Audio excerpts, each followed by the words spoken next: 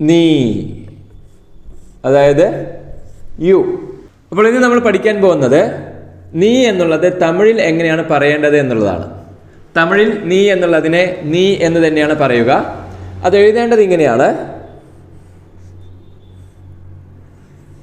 ന എന്ന് എഴുതി മുകളിൽ ഇങ്ങനൊരു ചിഹ്നം, നീ. നീ എന്ന് പറഞ്ഞു കഴിഞ്ഞാൽ യു എന്നർത്ഥം.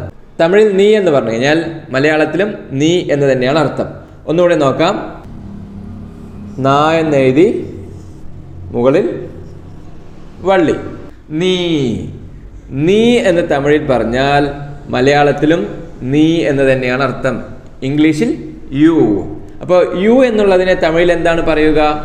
നീ. നീ എന്ന് പറയാൻ തമിഴിൽ എന്താണ് പറയുക? നീ. ന എന്ന അക്ഷരമാണ് ഉപയോഗിക്കേണ്ടത്. തമിഴിൽ ന എന്ന അക്ഷരമാണ് ഉപയോഗിക്കേണ്ടത്. ഒന്നുകൂടെ എഴുതാം. ന മുകളിൽ ഇങ്ങനെ വള്ളി, നീ.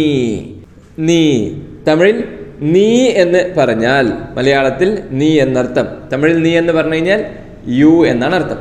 അപ്പോൾ യു എന്നുള്ളതിന് തമിഴിൽ എന്താ പറയുക? നീ. നീ എന്നുള്ളതിന് മലയാളത്തിൽ നീ എന്നുള്ളതിന് തമിഴിൽ എന്താണ് പറയുക? നീ. നീ എന്ന് എങ്ങനെയാണ് എഴുതേണ്ടത്? ന എന്ന് എഴുതിയിട്ട് മുകളിൽ ഈ ചിഹ്നം, നീ. അപ്പൊ നീ എന്ന് പറയാൻ ഈ ചിഹ്നമാണ് ഉപയോഗിക്കേണ്ടത്. അതായത് ഈ ചിഹ്നവും ഈ ചിഹ്നവും നമ്മൾ പഠിച്ചിട്ടുണ്ട്. ഈ എന്ന് വരുമ്പോൾ നമ്മൾ ഇങ്ങനെ വള്ളിയാണ് ഇടുക. അതല്ല ഇടേണ്ടത്, ഈ എന്നുള്ള ചിഹ്നമാണ്. ഈ എന്നുള്ള ചിഹ്നം എന്ന് പറയുമ്പോൾ ഇങ്ങനെയാണ് ആ ചിഹ്നം ഇടേണ്ടത്. നാവിൻ്റെ മുകളിൽ ഈ എന്ന് എഴുതേണ്ട ചിഹ്നം ഉപയോഗിച്ചു കഴിഞ്ഞാൽ നമുക്കതിനെ നീ എന്ന് വായിക്കാം. അപ്പൊ തമിഴിൽ നീ എന്ന് എഴുതേണ്ടത് എങ്ങനെയാണ്? ഇങ്ങനെയാണ്. അതായത് ഒന്നുകൂടെ എഴുതാം. നാ മുകളിൽ ചിഹ്നം, നീ. അപ്പൊ നീ എന്ന് പറഞ്ഞു കഴിഞ്ഞാൽ തമിഴിൽ നീ എന്ന് പറഞ്ഞു കഴിഞ്ഞാൽ യു. മലയാളത്തിലുള്ള നീന് അതേ തുല്യമായ സൗണ്ട് തന്നെയാണ് തമിഴിലുമുള്ളത്. നീ എന്ന് തന്നെയാണ് പറയുക. അപ്പൊ നീ എന്ന് പറഞ്ഞു കഴിഞ്ഞാൽ യു, നീ എന്ന് പറഞ്ഞു കഴിഞ്ഞാൽ മലയാളത്തിൽ നീ. അപ്പോൾ നീ എന്ന് തമിഴിൽ എങ്ങനെയാണ് എഴുതേണ്ടത്? നീ. ഇങ്ങനെയാണ് തമിഴിൽ നീ എന്ന് എഴുതേണ്ടത്.